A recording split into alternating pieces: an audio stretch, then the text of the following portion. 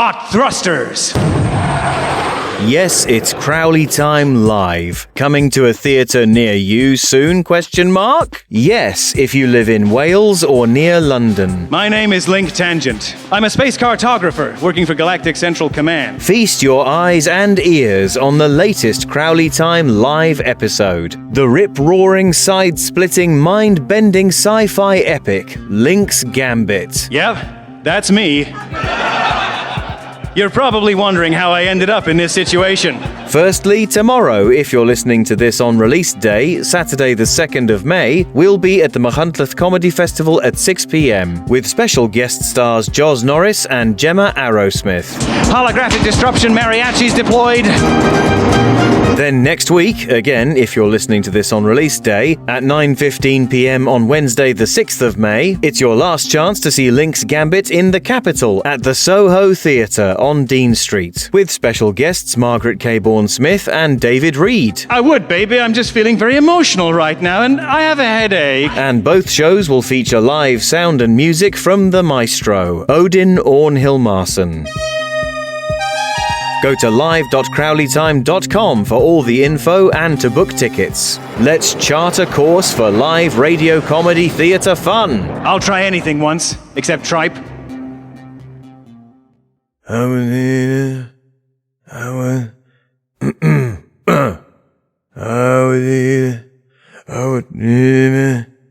Hey Terry, you already in the booth? Yes, Daryl, love, just spooling up another reel, yeah? Be with you in 2 shakes, lovely jubbly. Cool. Alright, love, that should be ready to go. Are your pipes feeling nice and strong? Sure. Alright, darling, then here comes playback. I was eating hot dogs on the toilet. 1 second, love, just getting a bit of hiss on the line that time. Roger's sorting it. You got it, Rog? Yeah. Okay, brilliant. Ready for you now, Daryl. Here comes playback. Alright. I was eating hot dogs on the toilet. Terribly sorry, love, but could you back off the mic a bit? It's peaking just a touch. Oh, okay. Fabulous, and here comes playback. I was eating hot dogs on the toilet. So sorry, Daryl. We've just got a bit of a tangle in the tape reel in here. 1 second. Well, can you work it out? I'm kinda in the zone here. Yes, of course, love. Just got it straightened out now. You ready for playback? Yeah. All right, here we go. I was eating hot dogs on the toilet, dreaming of freedom for South Africa. Really sorry, love, but we've got to stop there. What? How come? Bit of a shame, I know, love, but it's Crowley time.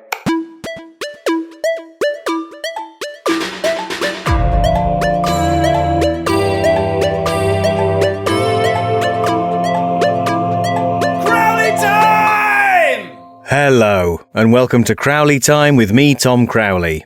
With me, Tom Crowley. In our modern, algorithmically dictated world, is there anything more important than popularity? Those with the most appeal are those with the biggest audiences, and therefore, the most influence. And in an information-driven economy, surely the influencer has the most power of all.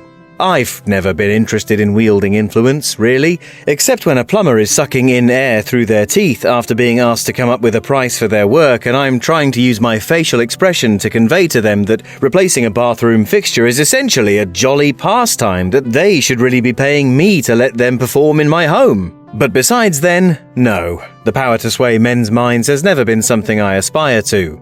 It's unfortunate, then, that in the present day, we entertainers are expected to take control of our own self-promotion and proactively thrust ourselves into the faces and ears of the general public, hoping to build up our reputations and attract the interest of those who might pay us handsomely for acting or writing or selling yogurt. Basically, what I am is a fringe success story, a cult creator with a small but devotedly loyal following that I appreciate enormously and love dearly. And what I need to become is the most popular entertainer of all time, so I can stop giving a toss about my listeners and have all the plumbing I want and not be able to go out anymore. So to help me achieve that, I've invited a very special guest here to Crowley Towers. I don't even need to introduce him, really. You've probably already guessed who it's going to be. He has the #1 podcast on every platform all over the world. It is, of course, Ronjo Spearknuckle from the Ronjo Spearknuckle Affliction. Ronjo, welcome. Hey. Hi. Ronjo, your podcast is the biggest thing on planet Earth. There are movie stars and politicians who wish they had your level of influence. Yeah, guess so.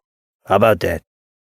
It must be exciting to have blazed your own trail and created this hugely appealing outlet all by yourself. Yeah, I guess. Just turn the mics on and boom, you know. Yeah. Levels. Pardon? Get the levels. Yes, the levels are important, but this must all have come from somewhere in the first place. You must have identified an appetite among the population to hear a man talking to some other men. Yeah, that's right. People like to hear guys chop it up, you know. Is that true? Can we look that up? Sorry? Is that true that people like to hear guys? Can we look that up? Who are you talking to? The guys in the booth, you know, with the computers. There isn't anyone in there, it's just me. Can you look it up? Look what up? The guys like to hear people and stuff. I don't, well, all right. People and stuff. I'm just getting results for dating sites. Yeah, there you go. Okay, but what do you think it is that makes your show so popular? I'll tell you one thing. Yes? There's no censorship. These days, it's all censored everywhere. Everything's cancelled. Right. But on my show, there's no censorship. It's free speech always. Okay, I see. So you can speak your mind. Exactly. And what sorts of unsayable truths do you tell? Stuff like how sometimes you can't get zipper pants. Zipper pants? You go in some stores and it's just buttons on the flies on the pants and like, what? Right. Well, that's food for thought, and we'll be hearing more from Ronjo later in the program. Meanwhile, let's get going with another overstuffed episode full of fun, spies, demons, and a visit from our 5-year-old agony uncle, Wingnut. I hope you enjoy it, and I hope you're wearing whatever sorts of pants you like. Hey, Ronjo. It's also pickles sometimes. Sorry? It's sometimes you want a burger and there's pickles on there and you're like, hey, I didn't want pickles. And they're like, we'll make you a new one. And then they bring you a new one without pickles. Yeah. I see. It's crazy. It's fucked up. Oh. Sorry for cussing. No, that's fucking fine. Anyway, listeners, here's this. Hello. I'm so sorry to have kept you waiting. Oh, hello. No, that's all right. You wouldn't believe what it's been like this morning. Oh, is that right? Yeah, there was a physical fight earlier, and a woman had to be dragged out. She was crying. God. Dear me. Sometimes it makes you wonder why we even do this. But the reason, lest we forget, is to help people like you who are looking for work. Yes, that's me. And we're here to help people like you navigate the benefits system. It wouldn't do to let you down. No, thank you. I do appreciate it. Now, just get your claim number. Yeah, according to our system, you've been receiving job seekers allowance for 6 months. That's right. And in that time, you haven't had any luck finding work? No, I'm afraid not. Well, let's see if there's anything we can do about that. You were being looked after by Gareth before, weren't you? Oh, yes, he's a lovely man. Yes, we liked him. We were so sorry to lose him, but he couldn't turn down that offer. Bin man positions come along so rarely. Oh, gosh, no. Sad to see him go, though. Absolutely, but I'm sure you and I will get on like a house on fire, Mr... Yes? Sorry, I think someone must have been messing around with the system. How so? Can I just check? What's your surname again? Oh, I'm John Degus Tengpa Adop Haile. John... Degus Tengpa Adop Haile.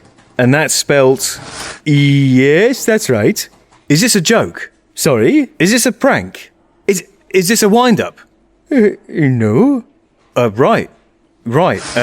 God. Sorry, I'm so sorry, Mr. Degus Tengpa Adop Haile. Can I call you John? Certainly. Thanks. Well, John, let's talk about the problems you've encountered, besides the obvious. The obvious? What qualifications do you have? I've got a degree, a 2-1 in English literature. Oh, that's very good. Not very helpful with some of these avenues you've tried to pursue, though, like staff training, office management? Yes, well, they seem closest to what I really want to do, Which is, working in schools. you want to work in schools. Oh, yes. Teaching, ideally. You want to teach children. Yes. Have you sent off any applications? Gone in for teacher training, that sort of thing? Oh, absolutely. I've applied hundreds of times. And you don't get any calls back? No, not one. So you go online and you fill in all your details. All my details, yes. Home address, your name, that sort of thing. Always to the letter, yes. This name, That's the one, yes. and they're not keen. No. Do you think... What?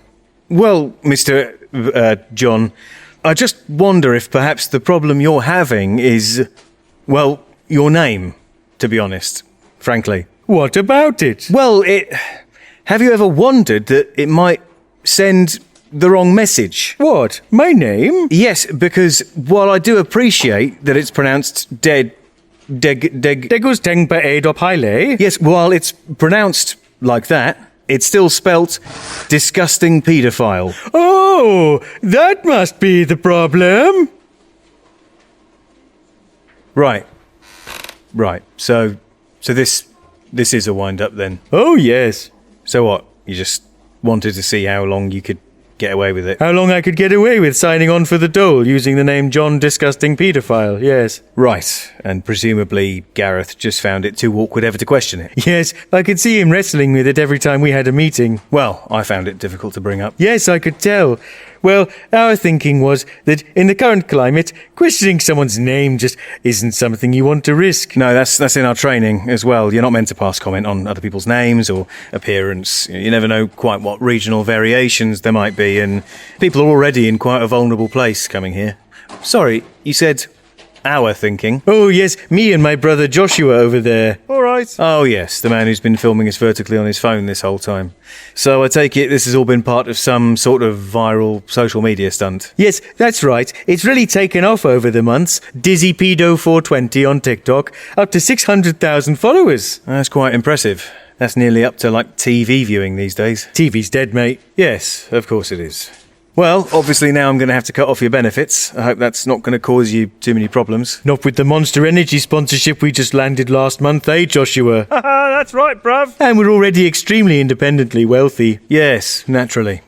All right, well, could you both leave now, please? I'm becoming extraordinarily angry. Sure thing. Come on, Joshua. Oh, sorry, mate. Can we just get a shot of your angry face? Yep, sure. Cheers. Got that? Yep. All right, bye, mate. Bye then. Oh, well done, It's good, Joshua. wasn't it? Yeah, I think that's Never mind. All right, next up, Mr. Penis Walloper. Yes. Oh, for God's sake. Excuse me. This is another viral TikTok stunt, isn't it? How dare you? No, I just need my personal independence payment reactivated. Please, I'm desperate. Oh God. I'm so sorry, Mr. Penis Walloper. Hang on then. Why is that woman filming this vertically on her phone? Run for it, Gary. Oh, feet don't fail me now. Get back here, Penis Walloper! You're making a mockery of the entire benefit system! If you think you're getting that claim reactivated, you've got another thing coming! God, I hate the internet! There we are. There was a tale of independent creators finding ways to increase their reach, no matter who else it inconveniences or hurts. Have you ever done any of that prank stunt stuff, Ronjo? One time I told a cop I was Bono, but that was just to get out of a public urination thing. I see, yes. Well, let's see if anyone's called in. Hello, this is Crowley Time with me, Tom Crowley with me, Tom Crowley. We can't take your call at the moment. Please leave your message after the tone. Hello, yes, I just wanted to say that I know what Mr. Spearknuckle means about censorship. The other day I was having lunch with my father and I was telling him all about how awful everything is and how people are the worst and the world is doomed, and he told me to shut up because I was just bringing everyone down. Whatever happened to freedom of expression? That's what I'd like to know. I think that caller has made the crucial error of mistaking cancel culture for people not liking you because you're a twat. What do you think, Ronjo? That was interesting about how the world is doomed. Can we check that? Can we look that up? Is there numbers on that? Hello? Booth? There's no one... Oh, never mind.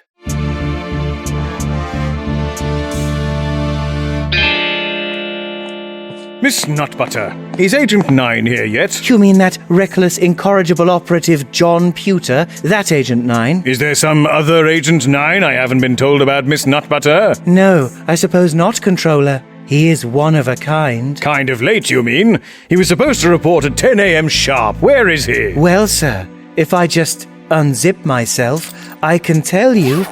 Miss Nutbutter!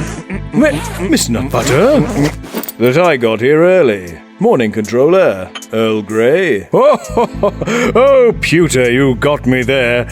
But, where's the real Miss Nutbutter? There is no real Miss Nutbutter, Controller. I've been living a double life as your secretary, as well as my normal life as an international secret agent for the last 6 years. Incredible, Pewter! But that means we, Yes, indeed, Controller. And you don't hear me complaining. Good. I think. Now, are we going to talk business, or am I going to stand here holding this cup of Earl Grey all day? No, of course, Agent 9.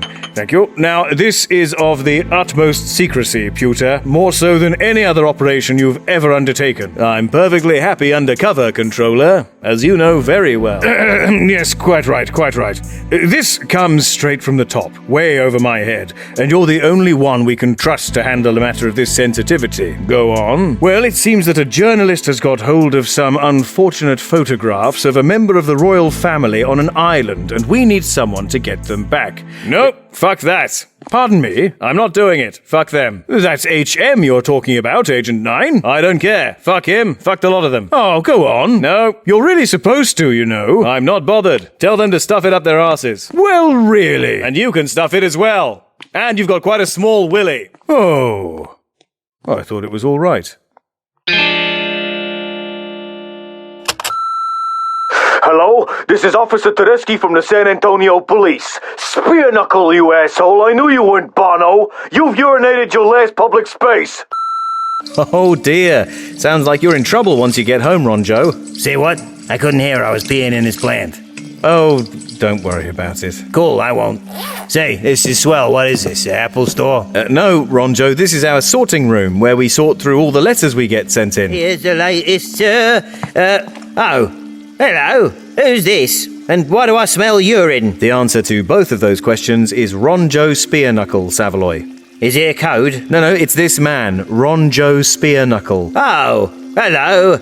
Rom Joe. Hey, buddy, how you doing? Listen, can I get a defluoridated water and ice, please? I don't know what that is. Don't worry, Savaloy. Just get him a water from the special defluoridated tap. Gosh, you're winking a lot, sir. Are you all right? You're not having a fit, are you? Oh, never mind. Can we get you a coffee instead, Ronjo? Never drink it. Never drink caffeine. The government invented it to make everybody irritable and uncooperative. Why would the government want to do that? To distract from the sedatives they put in the carrots. Silly question, really. Look, Ronjo, maybe you can just get a can out of the vending machine in the hallway. You got any of that Neuromax brain soda? Alpha code Ronjo 20? I don't know. Have a look. So, do I walk through this? Can we look that up? I just looked it up, and yes, that's the door. You walk through that. Okay, cool. You gotta do your own research. What a knob. Savaloy, that is the man with the biggest podcast audience on the planet. Then everyone on the planet is a knob. I don't have the energy to argue with that at the moment. Are those the questions for Wingnut, did you say? They are indeed, sir. And there's a healthy crop. Oh, lovely. Where is he? Here I am, Mr. Tom. Oh, sorry, Wingnut. I didn't see you there. That is because I was standing on the opposite side of this potted plant. Why do I smell wee-wees? Never mind that now. Wingnut, are you ready to answer some letters? I was born ready to answer letters 5 years ago because I am 5. Jolly good. Savaloy, put on his special music and let's help out some unfortunate lost souls. Right away, sir.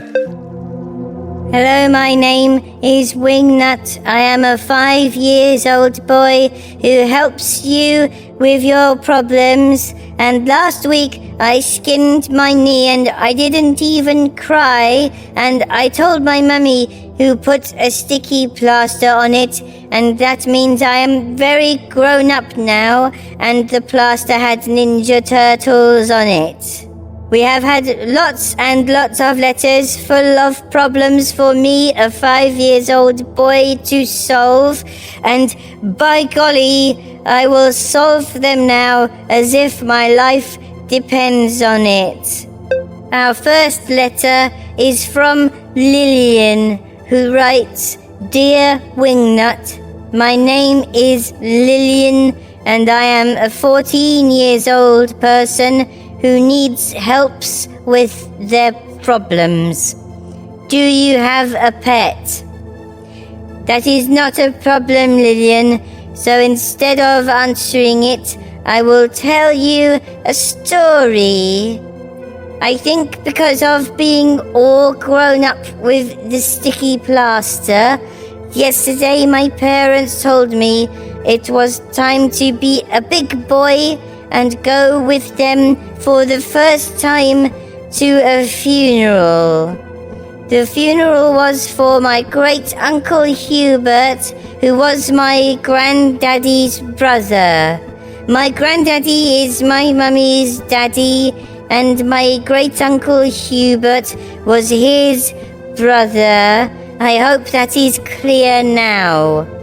My mummy told me that my great-uncle Hubert was dead of being old, and being dead meant that he was finished being on the planet, and now he had to go somewhere else. My parents put me in a smart clothes that is called a suit, and I had to not talk loudly or ask anyone any difficult questions because it was a delicate time. To be at the funeral, we had to go to a church where Jesus lives, near where Great Uncle Hubert lived. In the church there were lots of people that I did not know or recognize, but my mummy and daddy said they were our relations. There was a box that is called a coffin in the middle, and inside it is the person that the funeral is for. Afterwards we went to someone's house with the relations and ate small sandwiches, and my daddy said that if anyone talked to me, I should just say that I will miss my great-uncle Hubert. Then a lady with hair that was just white asked me what I want to be when I grow up, and I said that I will miss my great-uncle Hubert. My daddy said to everyone that great-uncle Hubert was a wonderful guy, which I thought was strange because at my house, whenever daddy talked about great-uncle Hubert, he said he was an asshole. So, to answer your question, Lillian, no, I do not have a pet. My friend Jerome does, and it is a lizard in a tank, and it never comes out of its little house. Our next letter is from John, who asks, Dear Wingnut, who the hell, or sweary, keeps hiding my dog's liver and dulce de leche tea? It has to be drunk hot to ensure maximum dexterity. I appreciate your attention to this matter. Yours ever, the Reverend John Bannon. Reverend John, I am sorry that someone keeps stealing your tea. There was a reverend at the funeral of my great-uncle Hubert, who was the man who stood at the front next to the coffin box and talked about my great-uncle Hubert and said that he was a nice man and that he was an actuary.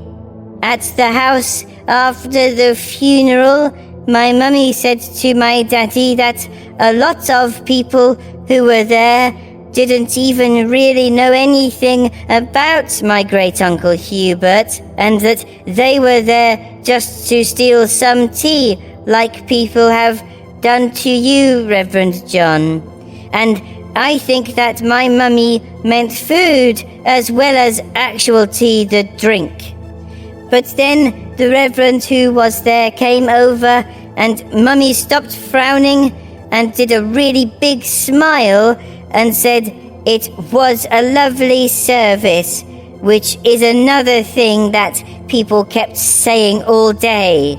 A bit later, a man with a bald head and a very big moustache that was all white asked me what I want to be when I grow up, and I tried saying it was a lovely service, but the man just laughed.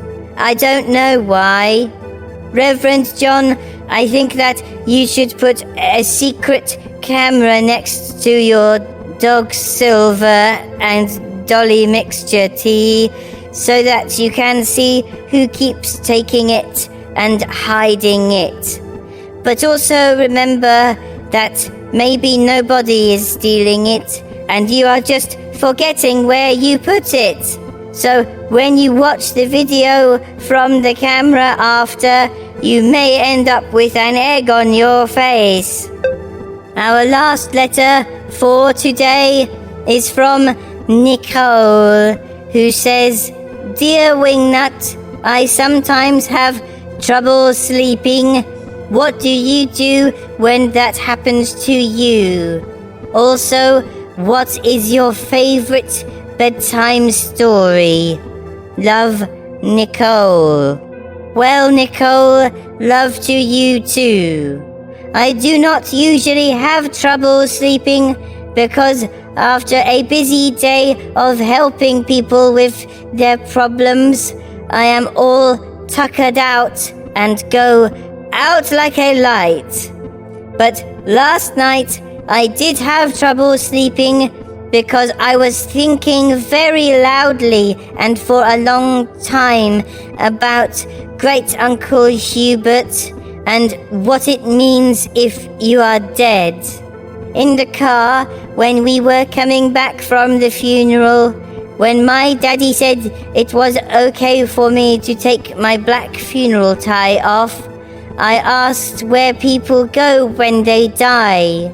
Both my mummy and daddy did a really big sigh and then kept looking at each other over and over again for ages before my mummy said that when people die, they go to a special place in the sky and they are happy forever.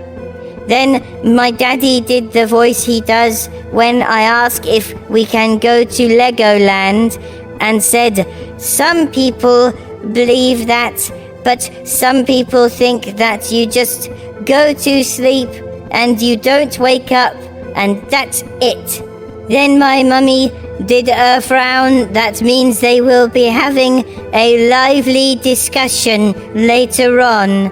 So I did not really have a proper answer.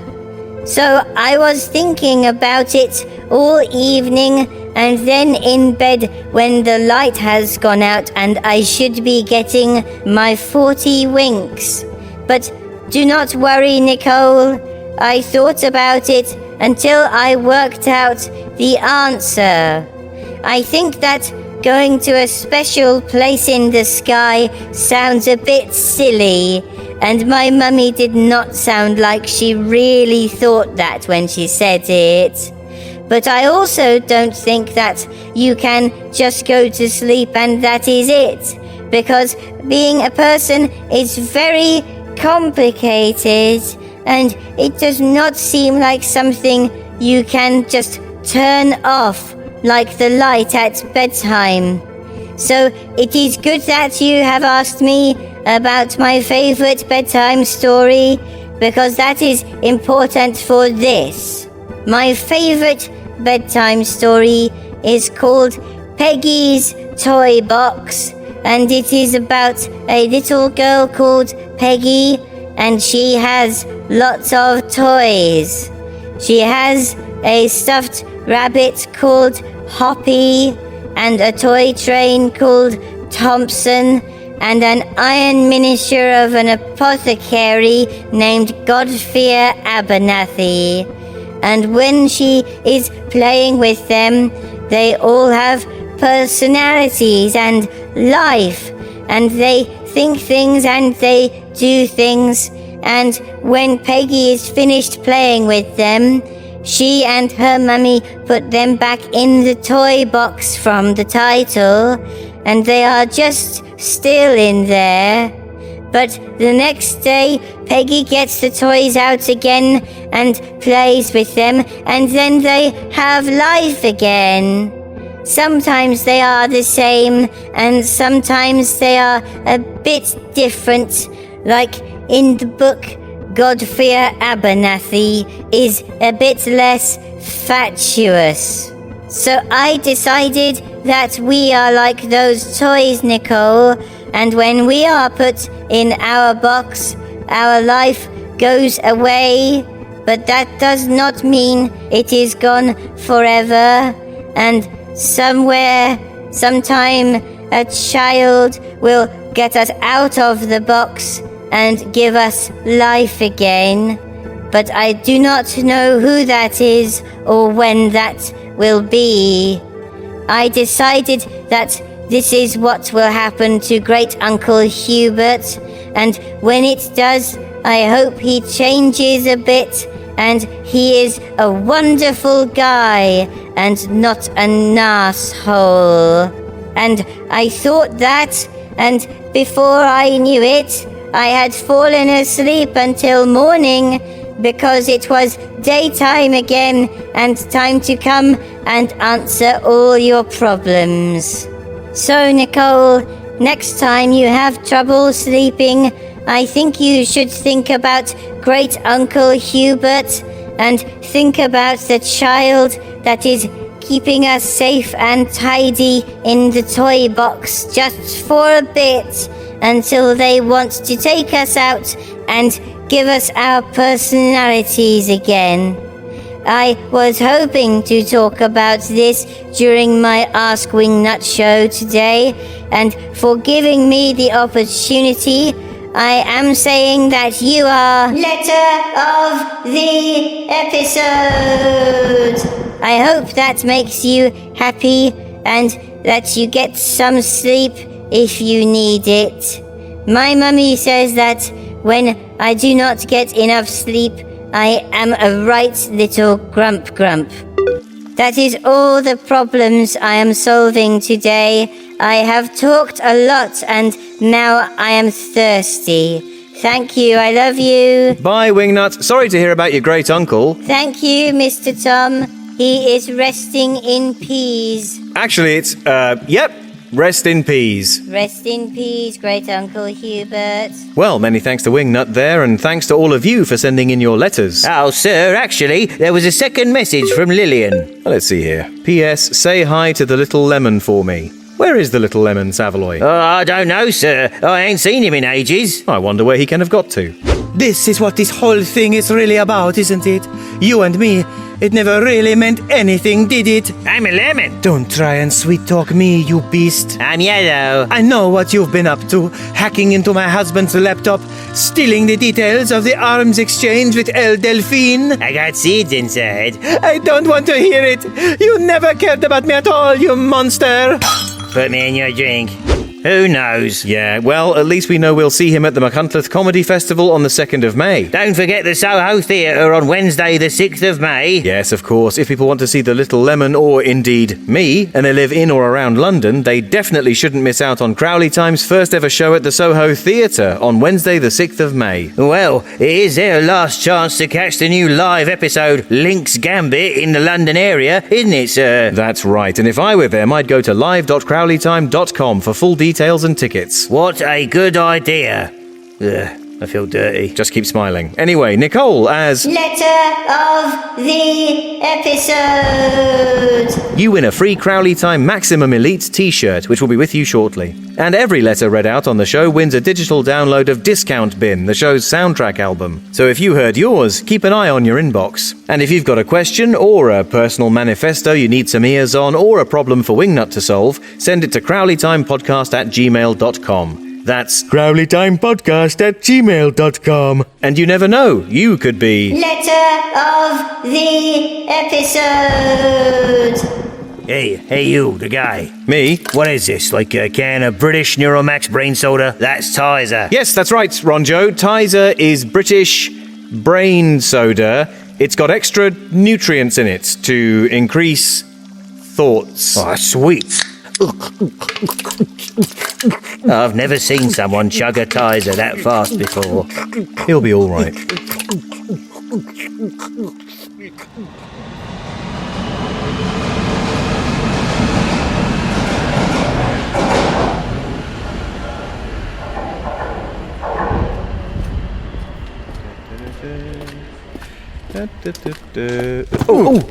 Oh, gosh, sorry. Whoa, clumsy much? Oh, boy. Sorry, I bumped right into you there, didn't I? Last time I checked. I'm sorry, you just stepped right out into my path and I didn't see you. I do apologise. Well, maybe you could fold that up and mail it to the apology man, because this guy's got 2 thumbs and those thumbs say talk to the hand. What? Look, I said I'm sorry. I didn't mean to cause any offence or anything. Well, that just happened. What's going on? Why are you talking like that? Random, define like that, Captain Clarity. Like some kind of weird, condescending American person. Awkward. I know you weren't just disrespecting my personal pseudo-ironic vernacular. Nailed it! Oh God, this is wretched. I'm not listening to this. Taxi for that guy, douche nozzle or what, girlfriend? All right, look, no. You are not going to speak to me like that. Did you just say that out loud? I think I just threw up in my mouth a little bit. No, stop it. It's bad enough that everyone in every telly program talks like that now. I am not having it in real life too. First world problems. Of course they're first world problems. We are both in the first world. You gotta get with the program, sister. Everyone's talking like this now. It's all over TikTok. It's all over the gram. It's low-key a vibe. Ugh. Get on board with Team Awesome Sauce, where we're all funny and likable because we speak in our personal sass cadence. Da-da-da-da-da. I'm loving it. Jesus, this is torture. It's like someone put a load of old episodes of Friends and Buffy into a blender and then set it to remove imagination. You mean it's like someone took chocolate and peanut butter and then put bacon on there and made a nom-nom baby? Ugh, you're not going to win, you know. People still want diversity in their entertainment. They want characters who speak differently from each other. They want to hear voices from different parts of the world, different backgrounds, different cultures. They are not going to put up with everyone talking like a Los Angeles television writer after a big lunch. I feel like you're doing a whole proudly defiant thing here, and I just have to say, it's not working. God, I'm gonna kill you. I'm gonna kill you, you bastard. I'm gonna kill myself. Love that for you. Shut up! Oh, I'm losing it. I'm going insane. This is like being in hell or a superhero film. I can feel my brain splitting open. Really? Gross. Seriously. Ew. Oh, this is exactly why I cancelled Netflix. Why fight it? Look at you. You're only hurting yourself when it would be so easy just to give in. Welcome to Giving In City, population U. Oh. Real talk, homie. Give in and embrace the personality substitute dialogue. 'Cause that's great. You just keep talking about this personal sassy talk like it's a thing. It's not a thing. There. See? Now you're getting it. What? No. It's inside me. Get out of my head. Oh, hell no. That's the stuff. Keep it up, dickbag. No. That guy needs to take a chill pill. That sounded a lot better in my head. And he's standing right behind me, isn't he? Oh, hang on. I'm on the wrong platform.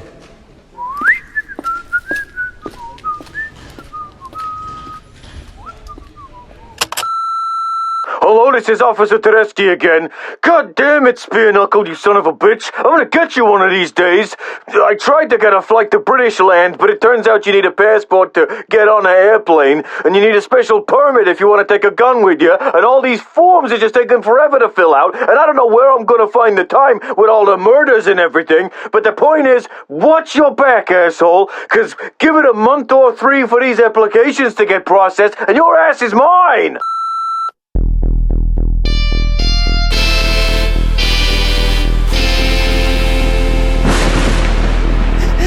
What are we gonna do, Father Carmarthen? The demon's still out there, hunting us, stalking us, dreaming of nothing but consuming our earthly flesh. Yes, I fear you may be correct, Janie. I had hoped that devouring Horace the Gardener might have slaked Azaploth's thirst for blood, but it seems I was mistaken. Is there anything we can do, Father? Keep that crucifix close to your chest, Freddy. That's all I can advise for now. Until we know what that beast from the pit wants with us. As soon as that monster shows its ugly face, I'm gonna punch it right between the glowing yellow eyes. Punch it for God, Jimmy, and all that is holy in this world. There is nothing holy here to help you, Father. Where are you? Where are you? It's coming from all round us. Release these young people, demon. Take me by all means, but spare these. They have their whole lives yet to live. Yeah, that's right. I'm on track for a 2-1. Plead all you like, preacher of lies, but it will do you no good, for I require all of you for my purposes. What do you mean, beast? Could you spare maybe one of us? Like the prettiest one? You should have studied your Bibliatum Maleficatum, Father. Then you would know that for the right of domination, I require the blood of no less than 4 human specimens. The holy man whose pulpit is built on corruption. The prince of wealth who takes more than he gives. Crazy thing. The beauty whose mere glance could topple empires. Oh, well. And the virgin. Only by spilling the living blood of all 4 may my power become manifest, and the earth become part of Azaploth's domain. You will never take these innocents while I draw breath, demon. Yeah, and I don't know where you're gonna find one of those virgins you mentioned either. Then you will be the first to die, priest. And once you are gone, there will be no protection for these vainglorious philanderers and ugly virgins. Hey, I mean, what? Show your face, you piece of dirt, unless you're too scared to face Ronald and Nancy here. Impudent wretch, I do not need fists to crush you. Jimmy! Don't you hurt him! Yeah, and it's not nice to call people ugly, whether they're virgins or not. I'm speaking purely hypothetically here. Begone, beast! Cum imitatum glorianus demonicum demoniorum ejecto discriminatum maximalorius! No, cease your prattling, Exit priest demones of filth. omnes in nomine patris!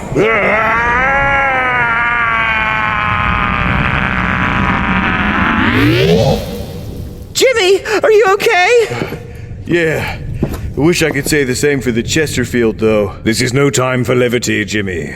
It won't take Azaploth long to recover his energies, and in my considered opinion, his threats were in deadly earnest. Yes, and he obviously doesn't care what sorts of false accusations he throws around either. If he gets the sacrifices he desires, then he will attain unlimited power, and his little show of force with Jimmy there will look like crushing a paper cup compared to what he has in store for the Earth. But Father, can we be sure? Yeah, what if he's just trying to scare us? An evil creature like that would probably lie about just about anything, I imagine. No, my children.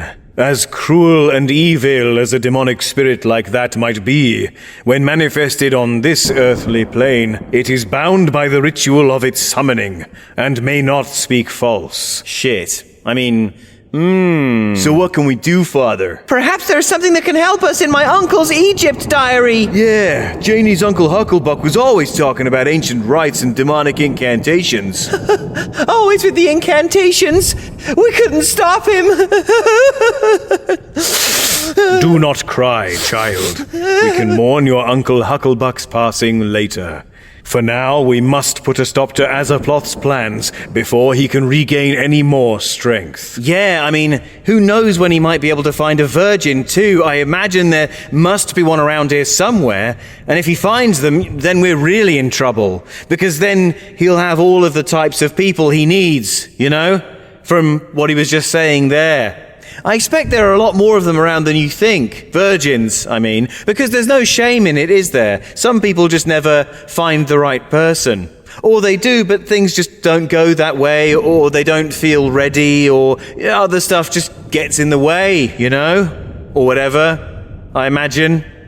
Because obviously it's a very private thing, and these days, you know, I think everyone agrees that it's wrong to pressurize people into hitting a deadline in that way.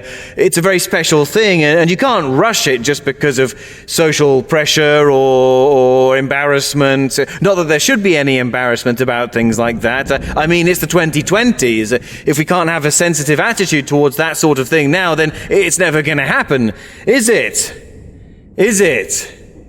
So it might be easier for for the demon to track one down than we might hope, you see.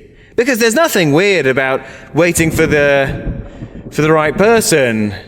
I mean, I expect that's how a lot of people feel about it a lot of the time these days. You know, among Generation Z, it's actually becoming more and more common to avoid... Freddy, please. We are all working very hard to tastefully ignore you. Right? Make him stop, Father. I'm biting my tongue so hard. I want to make fun of him so bad I'm about to explode. Huh? What do you mean? No more. Now come on and let's get that Egypt diary, you massive virgin. And you can hurry up and all, bimbo. Hey! You too, bedwetter. Father, not cool. Well, I'm just sick of all this. Christ almighty. Can't believe this. Guys, what's sex like? Just drop it, Freddy. Well, with demons abroad and only the better wingnuts of our souls to ward them off, it's almost time to say goodbye. But before we do, I'd like to thank those wonderful people who pay for this show even though it's free. Think about that for a second. Think about all the stuff you've just heard, and remember, this show is free. That's mad, isn't it?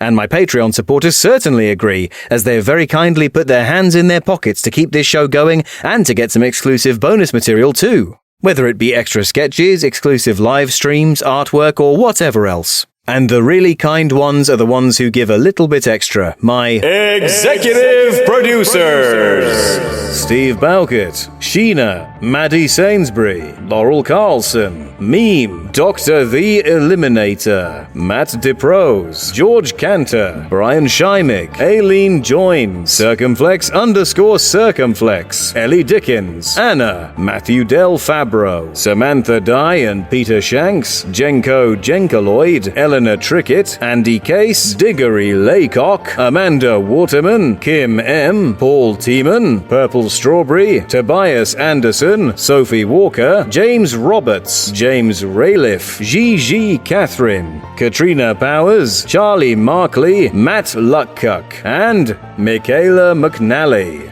Thanks so much to all of my supporters. You are literally the reason this show keeps going. And if you want to join these noble ranks, go to patreon.com/CrowleyTime and sign up. You'll instantly get access to the mountains and mountains of bonus material that's come out for this show, as well as the satisfaction of knowing you're keeping the lights on and the bar stocked here at Crowley Towers. But if you're not able to support the show financially, good news. There's something just as valuable you can do that's free, and that's recommend this show to your friends. As I mentioned at the top of the show, being an independent creative person publishing my own work, my number one challenge is always spreading the word as far and wide as I can. And that's what you, the loyal and enthusiastic listener, are best positioned to help with. If you love this show, tell a friend or acquaintance that you do. And if they say, why? Say, science has proven that listening to it adds years to your life. That should hook them good and proper.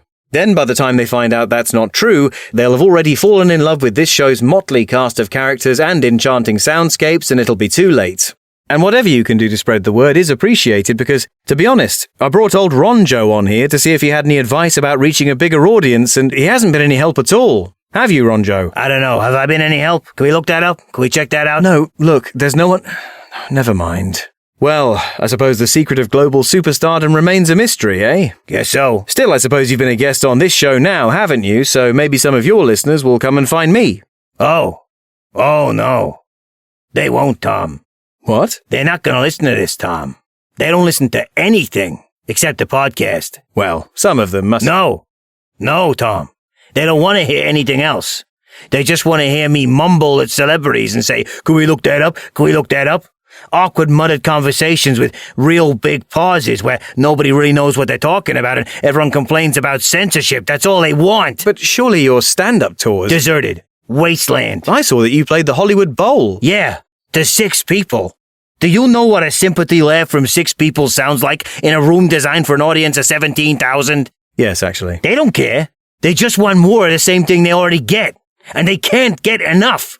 But try to give them something else. Jeez. Well... Did you know I'm a novelist? I'm a published novelist. You are? Oh, yeah. And hey, getting a publishing deal was easy. I got a #1 podcast. Sure, they'll give me a nice big fat advance. But not one of the millions of bastards read it. What was it about? It's about this young woman. She's a refugee. She's gone from working as a surgeon in Haiti to cleaning toilets in Florida, but she finds a new start and a greater sense of self when she befriends an elderly music store owner in the area. Sounds like a profoundly moving parable of the human spirit in the 21st century. Try telling those clowns. It ain't me muttering trite observations at movie stars and saying, oh, cancel culture's gotten out of hand, so they don't give a crap.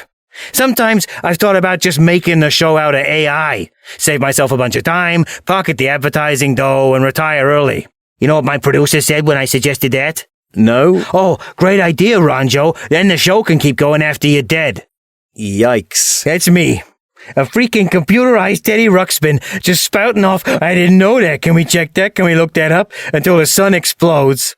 And even then, they'll have probably stuck my cyber brain in a space probe's computer, so I can ask the Centaurus cluster to look stuff up for me instead. That's the kind of influence I got. Oh God, I can't take it anymore. I don't want to talk to people. I don't want to hear about their lives or their workout routines or about any other projects they got coming up. Ronjo, I had no idea. Forget it. I gotta go anyway. I got tickets to the Royal Opera House. They're doing Turandot. I didn't know you liked opera. Yeah, I'll bet you didn't.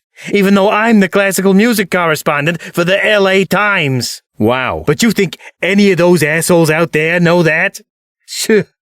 Listen, good luck with the show, my friend. Thank you. But I hope you like making it. Because when you're bringing in millions of listeners, it's all they're gonna want to hear from you for the rest of your life. Now, where's my pashmina? I think Savaloy hung it up for you. Thanks. Huh. Boy. How strange. You can have all those fans and still not really be understood. It really makes you think about how much I do love making this show and how I do want to keep making it for the rest of time. So thanks, listeners. Thanks for tuning in, thanks for spreading the word, and thanks in advance for coming to the upcoming live shows, or giving to the Patreon, or recommending the show to your friends, whatever you do to keep the Crowley train on the tracks. And when I try to launch my unsuccessful makeup line, or rebrand myself as an entertainment pundit or something, and you all just keep saying stuff like, where's Wingnut, and when will there be more Crowley time, well, in that scenario, I'd probably be quite angry. But, in principle, I'll be thinking, yes, of all the things, that's probably the one thing of all my things that I most care about them liking. Or at least I'll feel that way later, in hindsight, after all the anger has subsided. Probably. The next episode will be released when Officer Tedeschi finally gets a hold of Ronjo and slaps that $40 fine on him. So make sure to subscribe, so you'll be alerted at the precise moment that happens. Everything you've just heard was made by me, Tom Crowley. Please submit all praise, questions, or complaints to @atomcrowley on social media or email crowleytimepodcast@gmail.com. To help me keep the show going until the point when it's all I'm known for and I grow to resent it, go to patreon.com/crowleytime and become a supporter today. Or go to crowleytime.com and buy some of this show's merchandise. And don't forget to keep an eye on live.crowleytime.com for all upcoming live show dates. If you want to cross-reference anything from episodes past, check out the incredible listener-maintained Crowley Time wiki at crowleytime.wiki. And remember, everybody in the world gets 15 minutes of fame. But everybody in the world also gets 15 minutes where they have a quantity of vomit in their hair and they don't realize it. Make sure that they are not the same 15 minutes.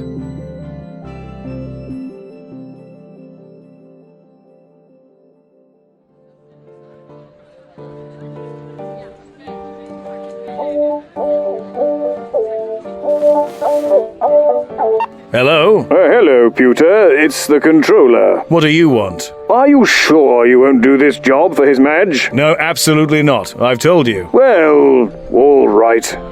Then, do you fancy coming over later? Yeah, all right. Great. I'll put a pizza in the oven. What can I get for you, sir? Vodka and cherry coke. And I think you'd better make it a double.